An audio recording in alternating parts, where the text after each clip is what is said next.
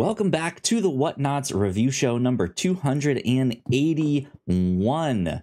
This is our final installment of our little Hellboy series. Our end of the month special is covering all 12 volumes of Hellboy. So yeah, long time coming, it feels like. Good stuff. My name is Kyle Springer. I am joined by Melissa Wilkinson. Melissa, how are you? I'm good. How was your Thanksgiving trip?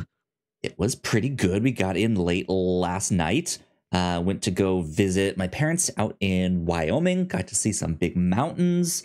Go to the Buffalo Bill Museum out there in Wyoming. So yeah, it was good. It was fun. It was my partner's first time seeing mountains that were that big.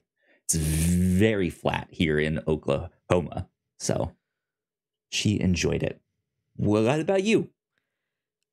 Far more boring. I did go to a fancy steakhouse. My friend and I went out to see Saltburn and then treated ourselves to the fanciest meal we've had to date. That was the movie that demanded it. $80 steakhouse meal. How was it? I loved Saltburn. Ooh, okay. I was seeing commercials. I had forgotten about that one. I know on one of our other podcasts we were recently like, hey, what movies are you still excited about? I don't remember if we mentioned that one or not. But yeah, I feel like I completely forgot about it. So it's interesting. I'm glad you liked it. I recommend. Good stuff. Good stuff. I already mentioned what we're talking about here this week on the podcast, the final 3 volumes of Hellboy, which is volumes 10 through 12. Let me see, I can actually pull up the names of them here. We have Hellboy Volume 10, The Crooked Man and Others. Volume 11, The Bride of Hell and Others. And Volume 12, The Storm and the Fury. But yeah, if you guys did not know, each and every week here on the Whatnauts, a review show, we have a different story to talk about. It could be a comic book, a movie, a TV show, an anime, a movie, I don't know, all sorts of stuff. We read it, we watch it, we come back here and talk about it. Hellboy, wrapping up our Hellboy coverage. Melissa, what did you think of these last 3 volumes? It feels, I already mentioned, it kind of feels like a long time coming. What was your mindset going into these final 3 books here? Hellboy's been a lot of fun to read in that it really varies what it's doing. Across these 12 volumes we've read, there is an ongoing connecting story that's got a lot of lore to it. I figured I would see that wrap up or at least reach some sort of a conclusion point because I knew Hellboy continued after this, just in other titles. Sure, this is the last of the mainline plain Hellboy comics. But also it's a series with a lot of one-shots and unrelated mini arcs for a volume or an issue or two. And that's been some of my favorite stuff. We had really good one-shot side adventures in these couple volumes. Absolutely. Yeah, I was excited to get to these 3 to see kind of where it would wrap up, especially after the volumes we read last month. There was this kind of war that got started and I wouldn't say ended on a cliffhanger per se, but it did not conclude. We knew that this was still a final battle to be had. And yeah, I did not know how that would wrap up. We've talked about other Hellboy universe books and stories, and we're not sure exactly how those play in because we did not read those. But yeah, it was just interesting to see what they did with this original title. So happy that we get to talk about them here on this podcast. Yeah, we got some good little small stories in there too. And yeah, now I feel like I can dive into all these other Hellboy books and not be completely lost. And I feel like I've crossed off a big blind spot in my comic book reading by reading all of these. So good stuff. I'm happy that we got to do this. Like it feels good. Hellboy is familiar, and it feels good to return to him every once in a while. An old friend. Yeah. An old friend indeed. He's always out there drinking with his buddies and stuff like that. I feel like I could be one of those. Well, yeah, hopefully I'm not a ghost, but I feel like I could be one of his drinking buddies, and he'd be telling some story, and I'd be right there like, yeah, and then what happened? So you have none of your own stories to tell. Well, not Hellboy level stories. Hellboy, let me tell you, red and blue, whoa, make purple. Good stuff. Your favorite thing to tell all new people that you meet. Right, yeah. Did you hear the good news?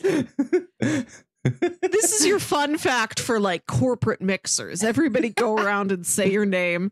Hi, I'm Kyle. I've worked here for 8 years. Red and blue make purple. Yeah, great. Good stuff. Yeah. So yeah, I enjoyed this a lot. But to give everyone kind of a synopsis of where we're at with these books, yeah, last we left off, Hellboy was the king of England. Yeah.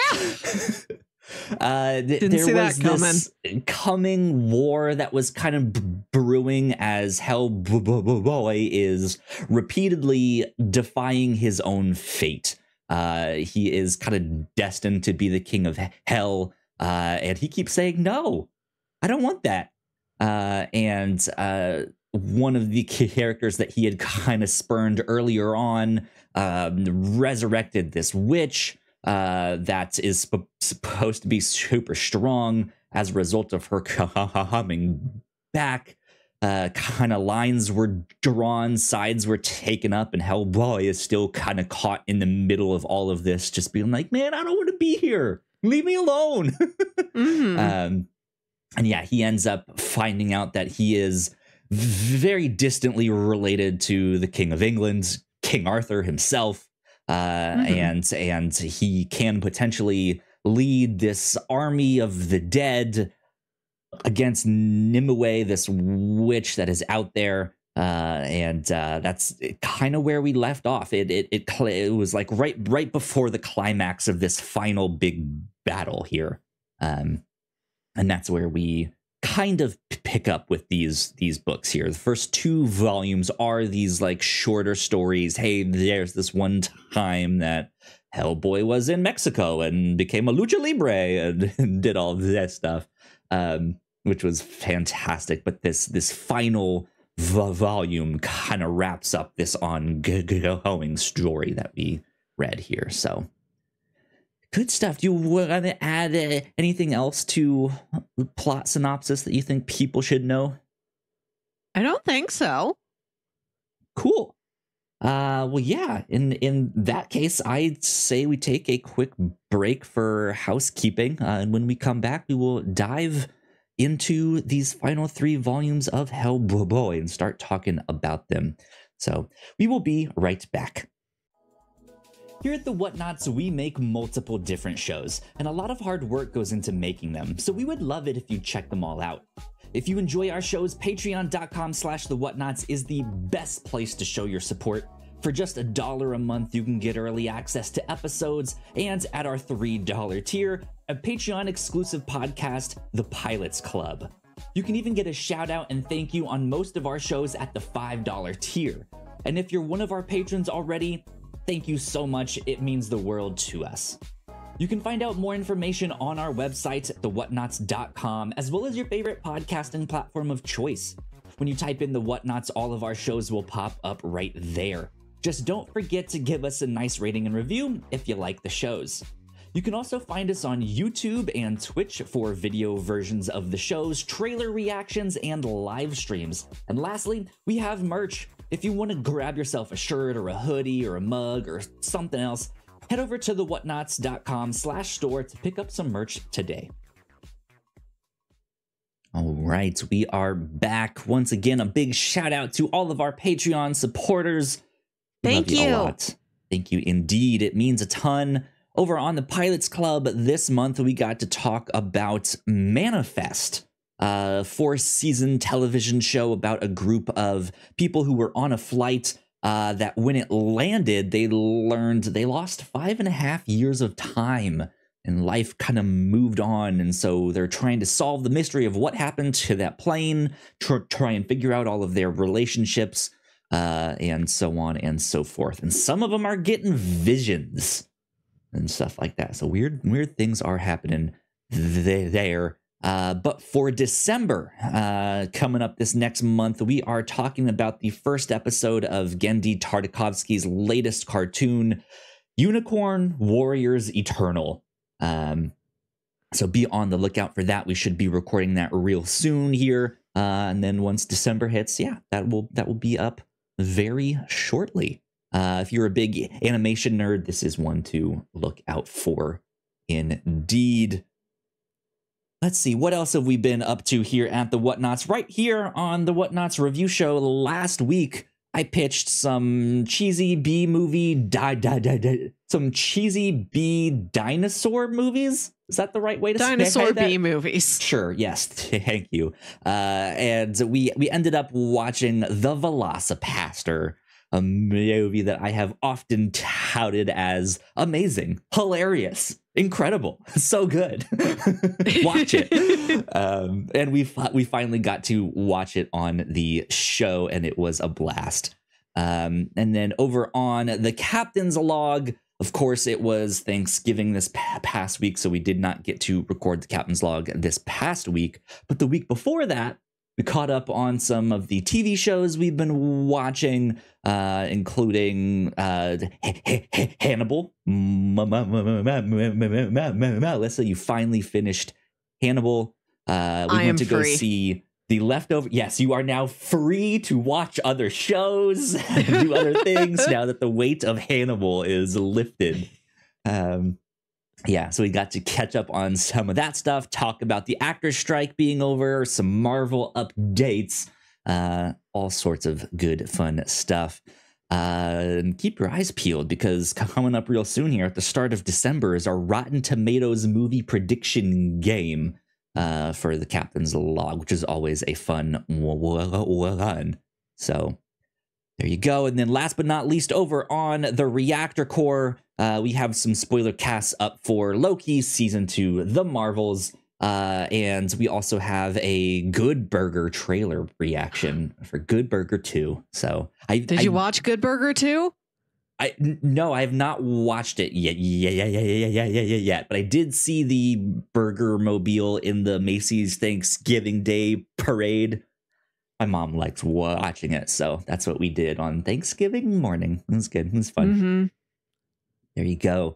But that is, I think, all of the housekeeping for right now. I will say keep your eyes peeled also for our end of the year anniversary retrospective, which henceforth we are changing its name to Grand Prix. So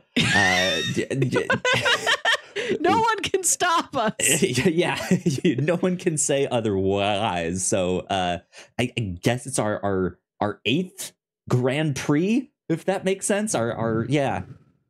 Oh boy, that'll be mid-December. So keep your eyes peeled for that. We'll have a blast. But that's about it for housekeeping. So let's get on to spoilers for these final 3 volumes of Hellboy. There you go. The Crooked Man.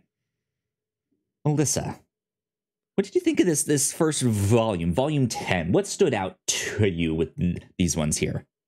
This Crooked Man story was one of my favorites that we've encountered so far. Okay. It's the first American set mystery. Normally, Hellboy's all over the world. He spends a lot of time in Europe, except for the very notable Hellboy in Africa. volume, although that Yep. was mostly in sort of a mystical outside of time and place Africa, where he's mostly under the ocean.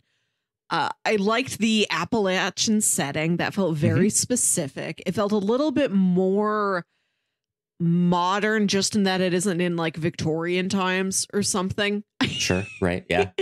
Hellboy arrived on the scene. He was born in like 1944, but I feel like there's always flashbacks, or he just goes to a spooky old manor where everybody is dressed like it's 100 years before.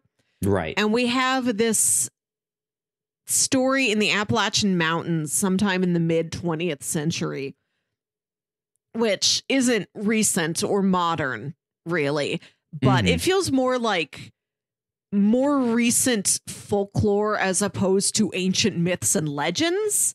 Like it's at a different spot on the spectrum than a lot of other stories had been up to that point. It's interesting because it feels closer to home as a result, and so maybe that's why it's like, oh, that's like my backyard. I used to live near there, kind of, right? So it's like, I mean, I guess they could talk about the Mothman in that stuff. Like, how much are they getting into cryptids here? Remember in like the first couple volumes we read, he writes a letter to Abe Sapien and he ends it with, "I dearly love to see a Mothman." Yeah. Never delivered. In these volumes, Mike Mignola never gave us a Mothman. What a crooked man, indeed. This is not like a myth or anything like that I'm familiar with. I had never heard of the Crooked Man before. Were you familiar with this? Had you heard of this? Is this an actual thing, or did he make it up for this book? Not directly, but it felt familiar. I've heard of things like this. And one thing that struck me is that when they talk about the witches in that story, like, oh, the witches have witch balls.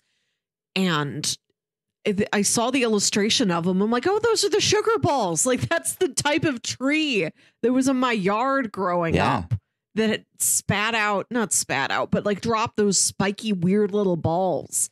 And my mom always called them sugar balls. And I never heard them called witches' balls. I never heard that they've got any sort of devilish folklore about them. So I really like that. I really like getting to hear another tale of a very ordinary, mundane thing to me that I never placed any sort of symbolic meaning to. Okay. It looks like there is a Crooked Man in the Conjuring series and a spin-off movie from 2016. I think I saw The Conjuring once. Right, yeah. I don't know. What's the story behind the Crooked Man? I don't know. That one says something about political freedom for Scotland, so I don't know. Anyways. It could mean a lot of things to a lot of folks, but I did like this sort of folklore that, like I said, felt less like a myth or legend and felt more like something your grandma would warn you about. Like, oh, if you're out past midnight, you'll see the Crooked Man. He's the devil. Stay inside. Have a bedtime. Be a good kid. Yeah, it does seem like something like that. It is this weird push and pull for me because it feels familiar because it's set in America. It feels a little more modern, but then they are still dealing with like witches and stuff like that they've dealt with before. But also, not familiar with the Crooked Man. I'm more familiar with like Johnny Appleseed and stuff, which is not like the ones a scary they'll tell you in school myth or anything. It's not really a cautionary tale. You just get like big lumberjack, guy who planted a bunch of apple trees, guy who fought a train. But like I think with this one, it's interesting because I think in the little introduction, they mentioned that it was like an Eisner Award winning like mini series. And I came out of this one not liking it as much, actually. I something about it, I was just like, I could have done without that one. But for some reason, that one is also one of the ones that stuck with me the most. It does feel like it's haunting you in a weird way. Whereas as like I immediately was like, oh yeah, Hellboy in Mexico, this is gonna be awesome. He's a lucha libre, incredible. The art is great, I love it. But then it just like I kept returning to the crooked man here, and like there's just something about this guy in the woods that's kind of haunting these woods, and it's just creepy. It's the right kind of like sticks in the back of your mind. And so the crooked man himself, he's said to be the devil, and it's a really, for a series full of so many gnarly monsters, to see this man who just has bad posture, like he's just, you look out, he's in the woods, my computer. Just to see a guy in the middle of the woods who's too tall, too pale, his eyes are too big, his back is bent at a weird angle, like he just looks wrong, but in such a mundane way that makes it even more chilling than if he had like tentacles and 3 heads. Like he is very unnerving. It's like you look at that man, you're like, immediately, this is wrong. That's not a normal guy. That's the devil. That's the devil for sure. He doesn't have to have horns and a tail for me to know that. Yeah, absolutely. So yeah, I enjoyed that one a lot. I think more so in retrospect. The artwork itself, I was not particularly fond of, but I think that's personal choice rather than like they did a perfectly fine job. It was just I did not connect with that artwork as much. It felt like in the way that what was his name? He's on this book in some of the art as well. Let me look it up. Duncan Fegredo. And the way that his artwork was like, it's standalone. It's obviously not Mike Mignola, but is heavily influenced by that. It felt like, I think it was Richard Corbin who did this story here. It felt like Corbin's artwork, though equally good in its own right, was just enough removed from like what we know as Hellboy to also be like, this feels off. I don't know, but I think it was a nice match for that story. Something about it kind of reminded me of old Mad magazines. Oh, sure. Yeah. And I think that was a nice fit with this story that is more geographically and time-wise close to us. It made it feel more grounded. And another thing I like about that story is that it's really Hellboy encountering a whole community that feels like it has its own past. It feels lived in. The characters he's encountering know the other characters he's encountering. Like, oh, you're looking for that lady? Nobody's seen her in ages. I know her cabin's up there in the woods, but she doesn't really come down here. It makes it feel more relatable. And another thing I really loved in that story is when the sort of witch woman rides up on the horse, this decrepit skeletal horse, and then she takes the yoke or the bridle or whatever off, and it's the man's dad transformed into a horse. Awful. And then they do that to her at the end of the story, and they paint "I am a witch" on the side of the horse body. Being transformed into something and being stuck like that, where nobody can, you have no way to communicate to anybody around you. Help, I'm a person, get me out of here. That's particularly chilling. That always works for me. That's good horror. Something else that, of course, we have to call to attention is when they get to that one witch's cabin in this story, and her skin is just in the bed. We've got skin cheering on skin. No, we have encountered something like this before in something we've read previously in Harrow County, where Yeah, that also has this like Appalachia, like no northeast United States kind of witchy horror, and yeah, Skin Boy, as we like to call him, just this like sack of skin who's like meat and bones is like this creepy goblin dude out there.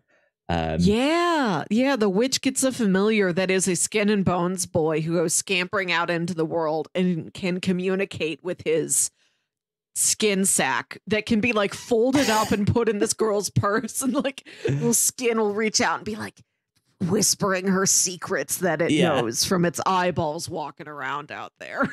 Yeah, so weird. It's gross. But it like, I saw that when they like crept into her bedroom because they heard something there, and it's just like her like flat skin on the bed. I was like, it's Skin Girl! Skin Girl! We've got Skin Boy and Skin Girl! Amazing! And then a raccoon crawls inside the skin sack, and then she like pops back into life like, whew, I really got to stop doing that. Yeah. Yeah, that because she like the raccoon like enters through the mouth and then becomes human, which just begs more questions of like, are you being piloted by a raccoon? Is that what is there not now like a raccoon skin inside you and the spirit is like, what's happening? I don't know. I think your soul transformed into a raccoon, and the raccoon can leave your human woman skin body. Something like that. I don't know. But that must be some kind of, I don't know if it's like North American folklore exactly of these like skinless beings or something like that. That's one I'm not super familiar with unless it's been like inside fiction, inside some comic book. Yeah. Something. We gotta wander into more general stores and ask the old folks there for their spookiest tales. And then I'm sure we'd learn this stuff. And a bag of jerky, right? Right. Pecan brittle and your tales of the devil, please. Good stuff. I kind of wanted to talk about the story after this one a little bit. So after the Crooked Man wraps up and Hellboy moves on from Appalachia, we get this story that's focused on pirates, which I thought was really, really neat. I liked this one a lot.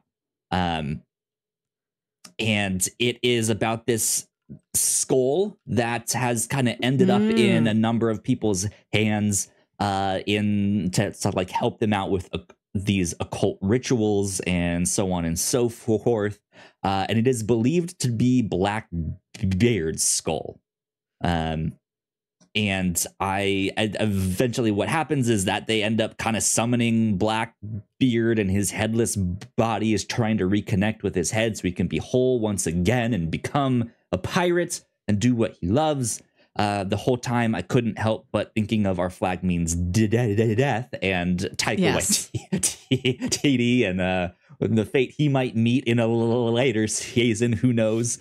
But I really, really enjoyed this one. We got to see Abe Sapien again on this. This also, it's weird to me. I don't remember where most of this one took place, but this one also felt American, and like it felt like Louisiana swamps and stuff, which I don't think that's really where they were. I don't remember. I don't recall off the top of my head. Let's see. Okay, so it starts out in Massachusetts. The guy wanders into that shop. So it's I will assume most of it is in North America, but they don't really say. Oh, North Carolina is where Abe Sapien washes up when he first shows up here. But yeah, I mean, North Carolina works too, but like there's something about them like being on those boats, dealing with these occult rituals, this skull, having that like local tour guide just kind of guide them through the swamps and let them know what the local history is. that feels like a Louisiana like swamp kind of situation. But man, I really, really enjoyed this story and how this skull was driving these people nuts. I thought the artwork was fantastic in its own right. This is artwork that I can connect with a little bit more. I like this a lot, but it also is like even more removed from like Mike Mignola's artwork or Duncan Fagredo's artwork here. So it is nice for like a one-shot story. But I was glad to be back with our old school Hellboy artists after this. This was just a fun little romp, fun pirate excursion, you know? Yeah, there's all sorts of different genre flavors you can put in a Hellboy. Absolutely. Let's stay in the larger North American continent and talk about Hellboy in Mexico. Yeah, that one was fun. When I was trying to think, because I know they've done other like Hellboy. So immediately after the 12th volume that we read here, they've started up the Hellboy in Hell series. And so I was kind of wondering. Which feels inevitable. Right, yeah. They're in the name. Currently, they're publishing like giant robot Hellboy, where he's piloting a giant Hellboy. Yeah, exactly, which is awesome. But like, I was kind of wondering, yeah, like, have they done collections like that or volumes like this, where it's like, here's all the stories of Hellboy in Mexico or in Africa or in Japan or something like that. That'd be kind of interesting. A Hellboy for every nation. I'd love that. The 50 United States of Hellboy would be terrific. Yeah, absolutely. He fits in anywhere. I had a blast with this one. It's just like, hey, so there was a couple years where Hellboy was just so drunk that he doesn't really remember what he did. He knows he was in Mexico. But that's kind of it. He blacked out. So yeah, I had a blast with this. What did you think? It's fun. It's very sweet. It's very sad, where he takes up with these three luchador brothers, and they all fight monsters together. They go around wrestling, why not? Drinking, fighting monsters, and the youngest brother that meets a bad end. And that's what sort of dissolved the dynamic between Hellboy and the other brothers. And he was never quite the same after that. He meets a bad end, or he meets a bat end. Yeah,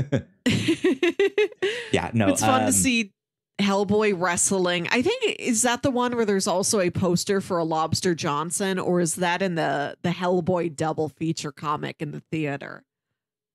Oh, that might be the double feature one. I don't, no, because I think when he's younger, I don't remember if it was happening in this. I feel like the Mexico one also had a bit where it's like he was younger and he would watch these like lucha libre fighters or something. I could be wrong on that. I don't remember exactly. But it may have been in there, because he grew up also really liking Lobster Johnson, being like, I want to be like him when I grow up. But yeah, I enjoyed this one a lot. It is just kind of a crazy idea of like, what if he's fighting demon monsters with luchadors in Mexico? It's like, that sounds great. Let's do it. And I think in the introduction page, Mike Mignola was writing that this was just a one-off sketch he did. And he's like, I really should make a whole story around that. Doesn't that sound fun? Yeah. And yeah, this one of the brothers ends up kind of wandering off at night in a drunken stupor, having to go to the bathroom, and he's kidnapped and transformed into this like bat-like monster. And I think it took him a couple years to find him. Didn't they? Or some time, like they continued fighting without him, but it just wasn't the same Um, and I think when they eventually found him, yeah, he was this like bat-looking creature, but was also still kind of fighting in this underground lucha libre demon ring of stuff. So he was still like fighting monsters, but as like an entertainment thing here. And so Hellboy joins in the ring and takes him out, and kind of the only way to save him in this instance, like you can't turn him back into the human he was before, so they kind of just had to kill him. And it is this like really tragic story, and then he kind of wanders off into Mexico for a little bit and doesn't really know what happened after that. And he just says, I like woke up one day and the BPRD was taking me home, and that was it. So yeah, it's like equally like, oh, this idea is fantastic. It's ridiculous. Drunken stupor in Mexico. This is amazing. And then it's like, oh, heartstrings. This one's sad. This one hurts. But yeah, that one was good. I like that it was also kind of a flashback. Like they're in Mexico currently in that story, and they see this like statue with all of the like cards and flowers and candles and stuff like that. And there's this photo of Hellboy and these three lucha libres. So yeah, like whoever Abe or whoever he's with just finds this photo at the scene and holds it up to Hellboy, and he's like, oh yeah, I was here once. That is me. Yeah. Not a lot of guys look like me, Hellboy. Yep, the one and only. So yeah, I enjoyed that one a lot. I mentioned the Hellboy double feature story, and I don't remember either of the actual stories within it that much, but I love the framing device, which is where you go just silently. The panels walk you through this like decrepit, abandoned theater that has a bunch of skeletons, cobwebby skeletons sitting in the seats watching old movies that are these little Hellboy short stories. Yeah, absolutely. I think, is that one in volume 11? Do we want to kind of move on to that? We do get a couple other stories in volume 10. But classic Hellboy stuff. Looks like he's fighting a dragon. All that stuff. Yeah, I think the double feature one is in volume 11 here. But yeah, just more short stories and stuff. I really liked that double feature one too, because they're much smaller stories, but it's not a Mystery Science Theater 3000. Like the skeletons aren't commenting on the story per se, but it's still it was funny whenever it would cut back to them and they had like different reactions to what was happening, or they were clapping, just like, yeah, we liked that. Good story. Yeah, I liked that one a lot. This is where we also get the Bride of Hell. And that's the one where the girl has gone missing in Italy, and Hellboy is to go find her. Yes, I did like that one. How it looks at first that this woman was kidnapped. She's being put through this ritual to be like married to Satan or whatever. Hellboy's trying to rescue her, and then whatever opponent he's fighting points at this pile of bones and is like, all these women came willingly. They volunteered to be his brides. And then the girl, when he tries to rescue her, is like, no, don't take me away from my husband, the devil. It's great. That one was good. That one was an interesting, like, Hellboy does what he does. He's like here to punch giant monsters and be annoyed. And usually that's a good thing. Like they want the monster out of the area or stuff like that. This one feels almost like it's flipped. Like he just stumbles in on this thing and tries to punch the thing, and everyone is like, wait, no, you're messing things up. Like don't do that. So yeah, I liked that kind of inversion of stuff where he's just like, so don't punch the thing, okay? Which is that's not exactly what happened, but that's kind of what it felt like, where he was messing things up here. So I enjoyed that.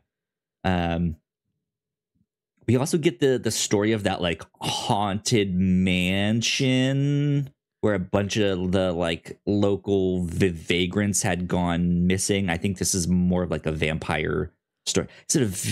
No, I think I'm mixing them up here. There's that house where the guy invites Hellboy in because the like house is causing him to kill people. And so then he locks Hellboy in and tries to kill him. And he has to like destroy the house. And every time he killed someone, there'd be like money that would fall down the stairs.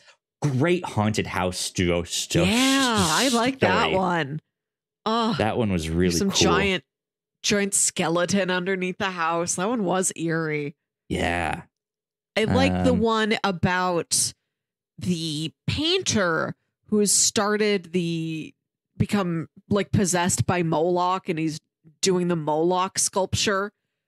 I like that one for the art history angle of Mike Mignola, kind of paying homage to all of the Francisco Goya paintings. Yes. Yeah, absolutely.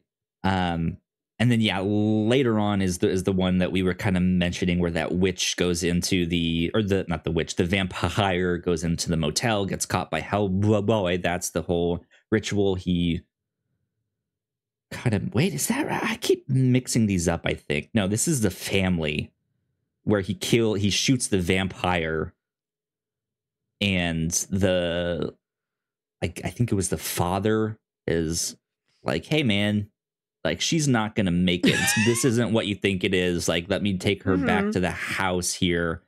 This was also, it felt like a haunted house story, because once everything was kind of solved, everything just kind of turns to dust, and these people who were, a few hundred years old age rapidly. There was some good creepy stuff in that one as well. I don't know. I like all of these short stories. I think I'm at, now that we've read all of these 12 volumes, I feel like I'm more kind of the mindset that I kind of would have liked either or. If it was all just like short stories of like, hey, there was this one time that, who knows what, or to kind of get rid of those ones and focus on the actual like plot of what's happening. And there might be collections out there like that.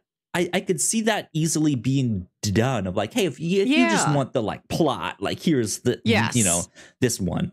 But I don't know. Like I like both styles. I like the short stories just as much as I like the plot. I also felt like I couldn't focus on the plot, or like the impact of the plot didn't really come together for me because it was so scattered. And I was like, oh wait, I kind of remember that, but I've had so many other stories in between that it was just like, is that who I think it is? Is that the story I think it was from? I don't know. It does make you think about how this was a 90s comic, and therefore it was running parallel to The X-Files, which really did this. Had this long, 9+ seasons long ongoing mythology arc that would pop up a couple episodes a season, and you could get an episode guide and just follow those. Or you could just do all of the one-shot episodes about a ghost or a vampire or whatever. Or you could do all of it. No matter what you want, you can come at the entirety of the story from a different angle and pick and choose. Yeah. What do you think of this one where the aliens were abducting the cows? And I like that one. Yeah, this one was so weird. That's very... It's a sillier story. It's a very different flavor than a lot of the other ones. It starts with these teens like doing a ritual like reading from some infernal book or whatever, which fits Yeah. right in. But then apparently they summon a UFO, or a UFO also shows up. A boy gets turned into a cow. So the way I read that is, they were doing this occult ritual, and they were being blamed for all these cows disappearing or dying, because they were using a cow in this ritual too. And it turns out that it wasn't them. It was aliens that were abducting the cows and experimenting on the cows. But that one particular night, they happened to like abduct or what they thought was just the cow, but ended up being the cow and that one boy who was conducting the ritual. And so they ended up experimenting on both of them and turning him into this like cow-headed person that like cannot speak, all of that stuff. And so that's what Hellboy stumbles into. The locals think it's just these kids. He finds out it's aliens. He gets abducted, and then ends up saving this kid, but not saving him. Like, he gets him away from the aliens, but can't change him back.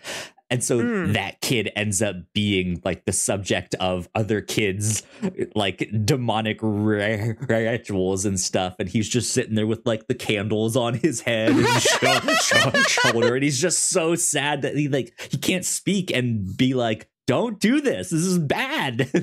You'll end up like me. And they're just sitting there like, whoa, blah, blah, blah, blah, blah. It was dumb. Silly. It was good though. Years ago, I read a Jonan Vasquez graphic novel, like the guy who did Invader Zim. This might have been in like a Johnny the Homicidal Maniac graphic novel or something. I definitely bought it at a Hot Topic.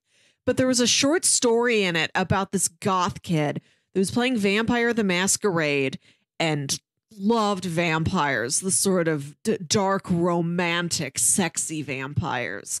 Meets an actual one, is desperate to get bit. Like, bite me. I'm tired of being this pimply teen. I want to be a hot vampire. And gets bit. And then we see them decades later, and they've just evolved into this teen. No, they've just evolved into this Nosferatu, but like Nosferatu is not one of the sexy vampires. Sure, and this kid has now been like, it's been decades, and they just have this giant head that they have to like wheel around, and they've got giant, like, their teeth have become more like giant tusks. They're like, I hate this. I hate that this is my fate, and now I'm immortal and I can't die. And there's like other kids like outside the window like, hey, freak. They're like, I'm just trying to watch TV. Leave me alone. Speaking of immortal and can't die, we get that. Again, I'm terrible with names, so I forget his name. But that pig character, the one who summoned Nimue in the first place. Once we get to the final volume and he kind of realizes what his fate will be, he meets just this tragic fate where he kind of brought all of this stuff to fruition. He resurrected Nimue, but now as kind of punishment for not really understanding what he did, he's been made immortal and can't die. And that's just the only thing he wants to do. He wants to escape all of this. He's like, I don't want to be here. And so he's like hung himself on this tree and is just begging. Just like, please kill me, please. And it's horrifying. And Hellboy tries to help him out by like shooting him. And that doesn't work. And he's just like, well, sorry, kid. And like walks off. And it's just like, oh, man, this is awful. But let's move on to this final vote. No, did you have something? Let's not do that. No, to? I just had two other things I wanted to say about the UFO story. Sure, yeah. When Hellboy gets abducted and he's floating around in like the anti-gravity of the inside of this UFO, and he's trying to find like the kid who was abducted, that's very much Fire in the Sky. I'm very happy I happened to watch Fire in the Sky a couple months ago. Because that interesting. that feels like what the story is going for. This alien abduction story told from the other side, from the people that were left behind. And they're like, where did our friend go? Now the entire town thinks we killed him. We don't want them to be suspicious of us, but also we know we sound crazy if we're like, yeah, a big red light came down from the sky and took him. Right, yeah. And they're saved from wanders back into town days later, and then finally you'll get the flashback from the friend's point of view where he is inside the spaceship, and it's this small town like paranoia drama just takes this hard turn and for 20 minutes becomes the spaceship nightmare sequence. Yeah, interesting stuff. Also, I love the idea of Hellboy being called by some old farmer who's like, they keep taking my cows, and Hellboy's like, uh-huh. And then you see like the old farmer and his wife, like Hellboy sitting down at their kitchen table and they're feeding him dinner. He loves a good meal, though, right? I just had to note that. I'm kind of surprised we didn't get another mention of pancakes, since that seems to be like a real hit short story of Hellboy loves pancakes, and that's why they lost out to him in hell. That's why he won't return to hell, because hell does not have pancakes, or they continually burn them. But like, yeah, just there's no mention of pancakes when he's eaten here at these like would have been a prime time. Indeed. Yeah, but they have some real good short stories. He's just a good character for investigating all of these weird paranormal happenings. And yeah, right. It also makes for some great comedic moments when it's just Farmer John lost a cow. What happened? Enter Hellboy.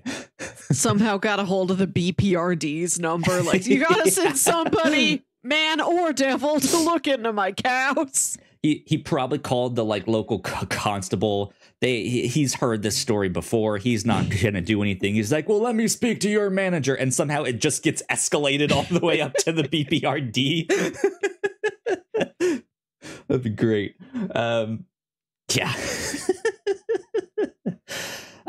So yeah, do you want to move on to this kind of final volume here of what happens to Hellboy at the end?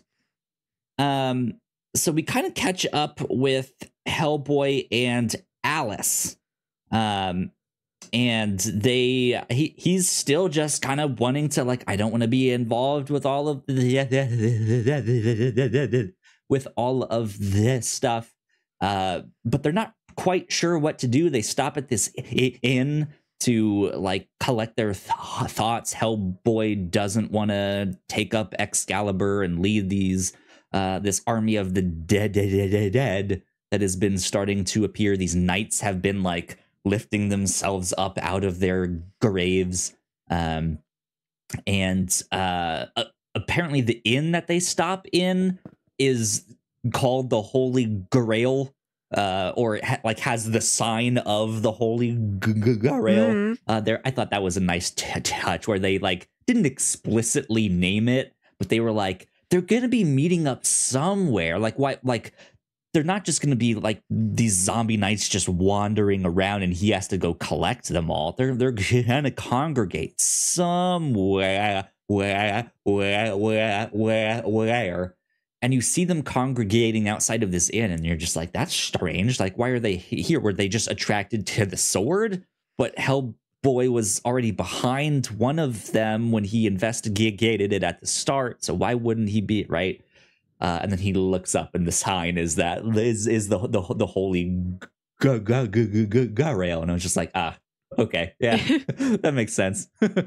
But yeah, he kind of wants to take a different approach of just like, how is there a different way? Can I not be King of England, King of the Dead Army, to do all of that? And I guess it turns out that one of the owners of the inn is also a chosen one somehow. What did you think of that? So there's the lady at the bar. Explaining it right. Yeah, there's the lady at the bar who's telling Alice the story about that boy who died in war. And I think this is one of the stories I read too late at night when I was just about to go to bed and I'm tired. And I'm like, is that boy like another descendant of King Arthur who died before anybody could realize, hey, that's a descendant of King Arthur? Or was he just a tale of bravery to inspire you at this time? Is he just an example? It's not super explicit, but I kind of took that as a like, yeah, like he is the chosen one, but also is like the chosen one could be anyone. It didn't necessarily need to be a descendant of King Arthur per se. But I also don't know if I'm supposed to read into that. Like, do I need to be like, oh, there's some deeper meaning here, or is it just like, hey, you know what? There is someone else who is blessed by these angels to kind of like, hey, at the right moment, you'll get your time to shine. And this just happened to be a convenient moment of like, oh, well, I guess you could take Excalibur if you wanted, right? Yeah, and I guess that could potentially leave the door open for an actual descendant down the road to come up and take Excalibur. Because I also took it to be that, like, after this fight, they all would, like, all those knights that resurrected would just go back to being dead, and this guy would too. I don't know. But they had their guy who was like, yes, I will lead the army of the dead. Seemed a little convenient. But I feel like in this last volume, there was a lot that was happening here.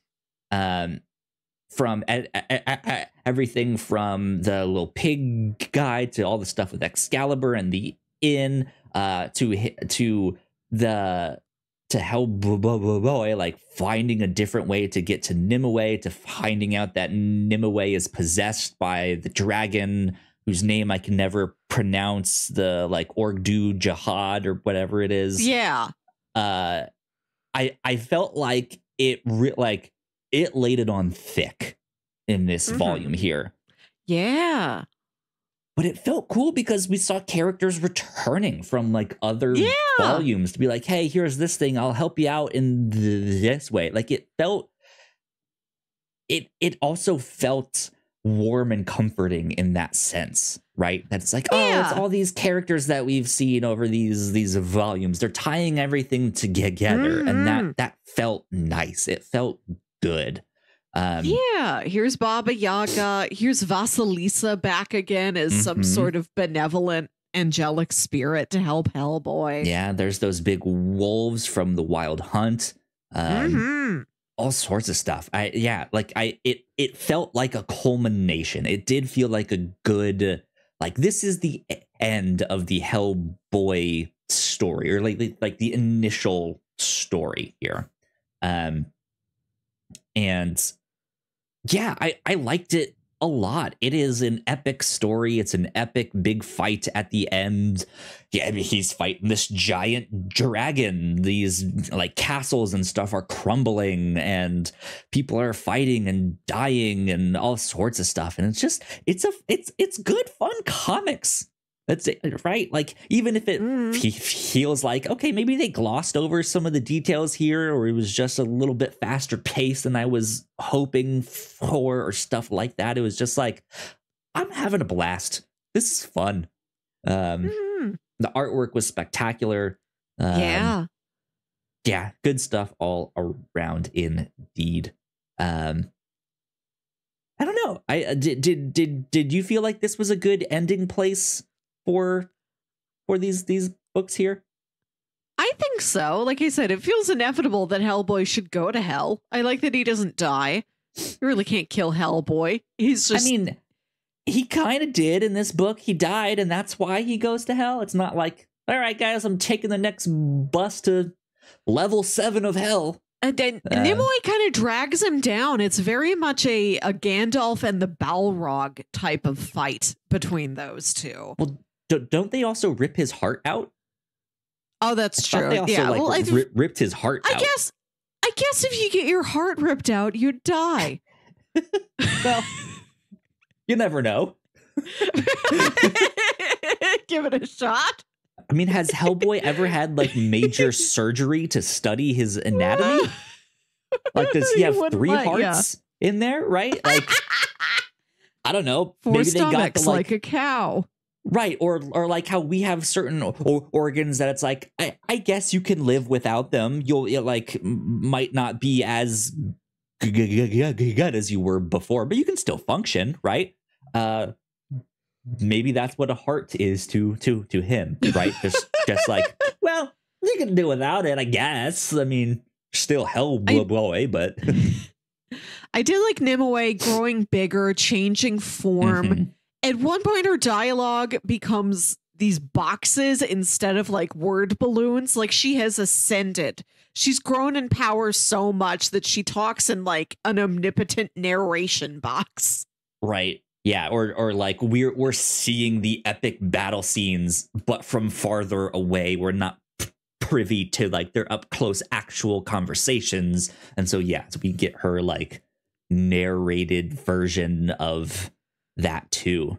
But yeah, Hellboy says, screw them all. I don't want to be king. I will die trying to not be king. And that's exactly what he does. And I think it's a good place to like, hey, if you just want like here's the 12 volumes of Hellboy. Here's his first like big major overarching story. I thought this was a good place to leave off. It's in one hand, it's a tragedy in the sense that Hellboy does kind of die and is dragged down into hell. But also, like I just said, it is a big fuck you to fate. So it's like, yeah, this is what Hellboy is all about. So it's good. I enjoyed it a lot. Mm-hmm. Enjoyed it a lot. Yeah, I don't know. Do you see like yourself venturing into any other kind of Hellboy related stories down the road? Is there stuff you're particularly interested in checking out? I'd like to rewatch the movies. I know there are animated movies. I've never seen those. My brothers are both big. My brothers are both big Hellboy guys. Like I think my brother Jams owns most of like Hellboy in Hell and like the BPRD Frog War stories. So the options are available to me. I'm sure at some point they'll just be like, here's more Hellboy. Take it. I've put it in your hands. Yeah. And yeah, there is plenty of Hellboy stories after this. Like we said, Hellboy in Hell. It looks like, I mean, I guess spoiler alert for other Hellboy stories, kind of, but he eventually does get resurrected and comes back, and there's more to that stuff. But I'm interested more so in like Abe Sapien and what was his adventures out there. I'm interested in the BPRD book to be like, is this more a procedural, like an X-Files type of thing? What happens here with this? Is it just a bunch of like mini stories of like, here's this team over here and here's that team over there, and or is it one big overarching story that they are chasing here? Man, they have like Joe Golem, Occult Detective. Like I would like to go check out that, or like the Lobster Johnson story. Like I like the world that they inhabit, so I am at least to some degree interested in all of it. But yeah, I think the standout ones to me is like Abe Sapien and the BPRD. Those are the ones that I would like to explore the most. Cool. Do you have anything else that you'd like to say about Hellboy here? I enjoyed my time with them. These were nice ways to unwind. I almost wish it could just be relaxing, just before bed reading, and I didn't have to come talk about them because I'm like, I don't remember. I just sank into it like a pleasant warm bath with this devil man fighting various monsters. That's kind of all you need, though, right? Is just that, like, Hellboy kind of has a formula to it, and it's comforting to be in that and just know that, yeah, like he's gonna be here, he's gonna be exasperated, and he's gonna punch something big, right? Or he's gonna be drinking with some skeletons or a ghost, and it's like it's fun, it's good. So good stuff indeed. I guess that brings us to our bingo check-in, which I don't think we have. No, I just looked. Nothing on Not today. This one. We did get something marked off our list last week, which was fantastic. And I think as a result of us, what we're going to watch next week, which we'll get to in a sec, I think we will get something else marked off of our list here. But yeah, not much of an update for bingo, which then brings us to recommendations. Melissa, now that we have completed these 12 volumes of Hellboy, what else might people enjoy?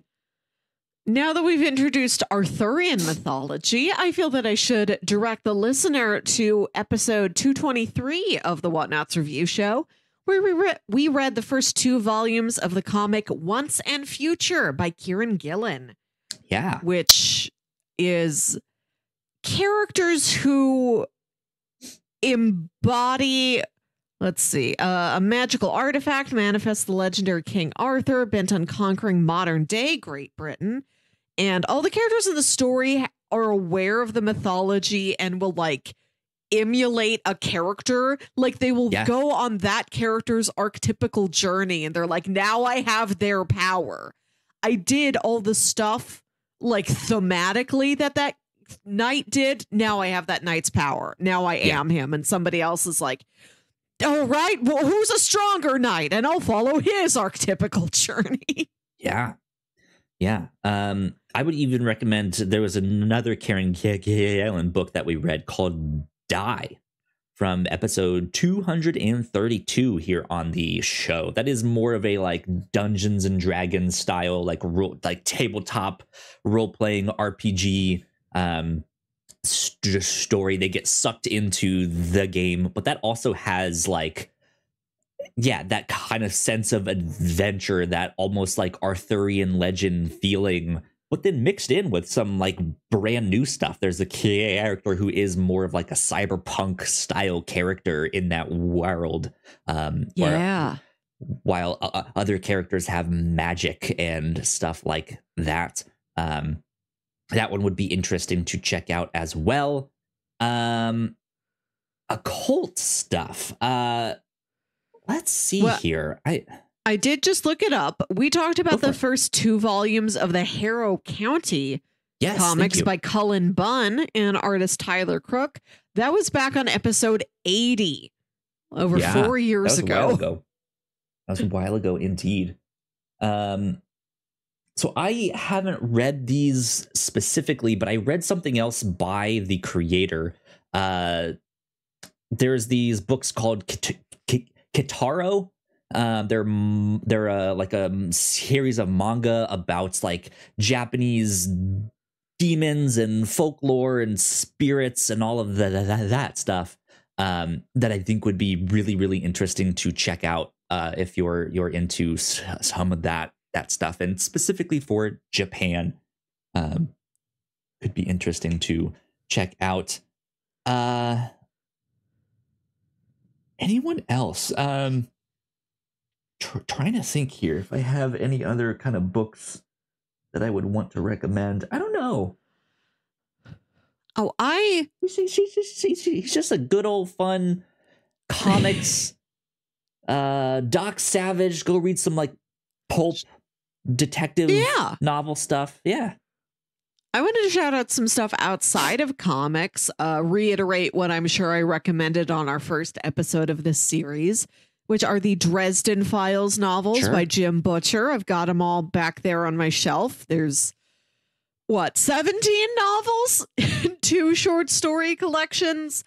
That's also a world chock full of all sorts of different classic monsters and different creatures from folklore, and also stars a character who there are larger forces who like have him marked for some sort of destiny. He is supposed to play some incredibly important role in like a second coming or an apocalypse or something like that. And he's like, I want no part of this. Leave me alone. How do I get out of this prophecy, please? Good stuff. Good stuff. And the podcast Lore by Aaron Mahnke. Oh, sure. If the folklore is what you really like, I think it's every other week, every other Monday morning. Aaron Mahnke's got a lovely 30 to 40 minute short story for you with lovely narration and music. They're very spooky, but also very calming. Cool. Good stuff indeed. Another comic I would recommend is Justice League Dark.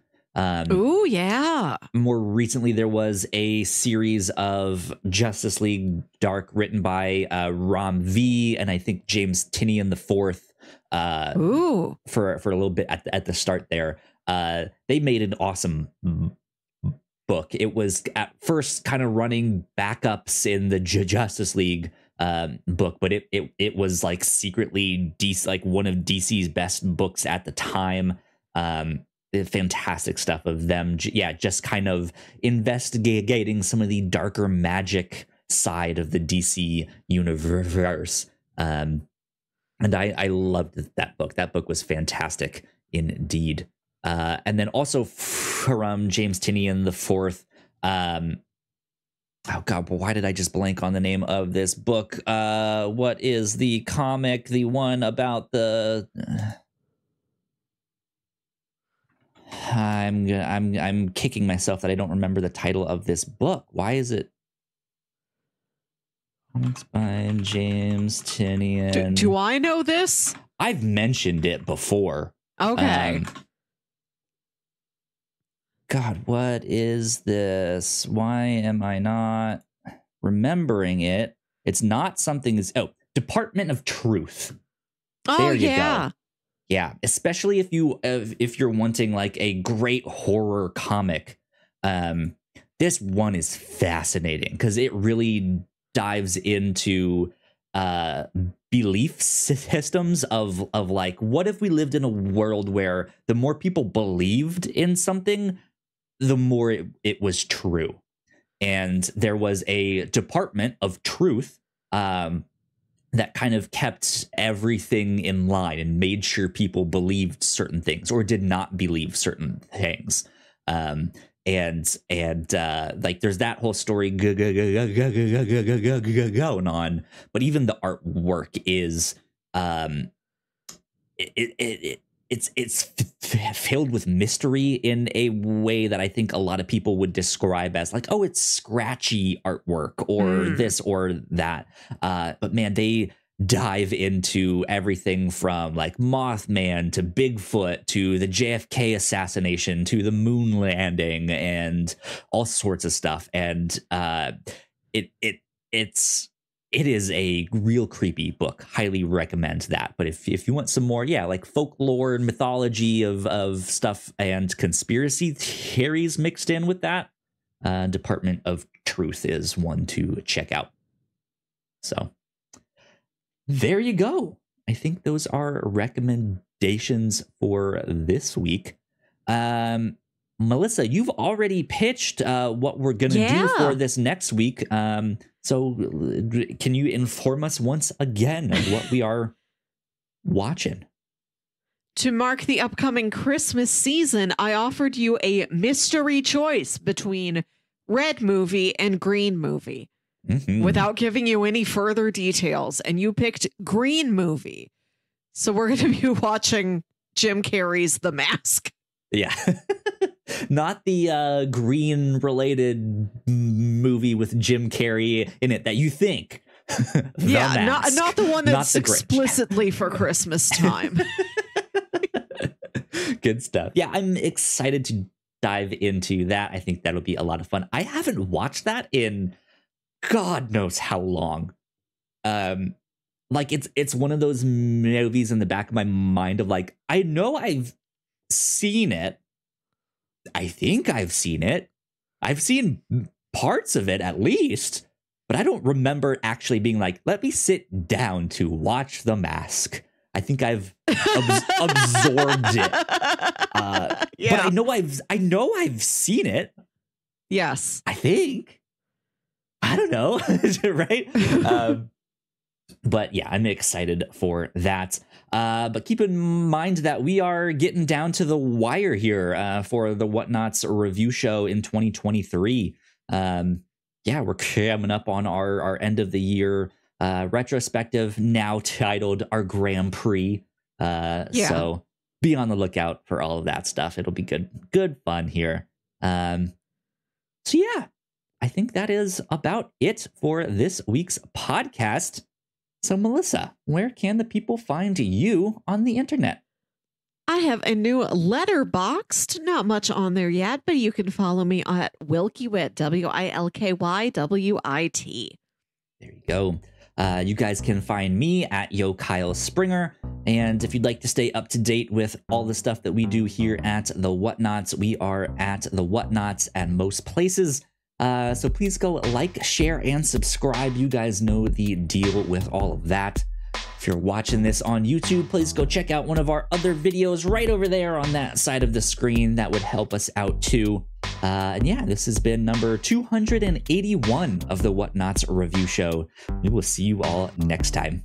Bye. Bye.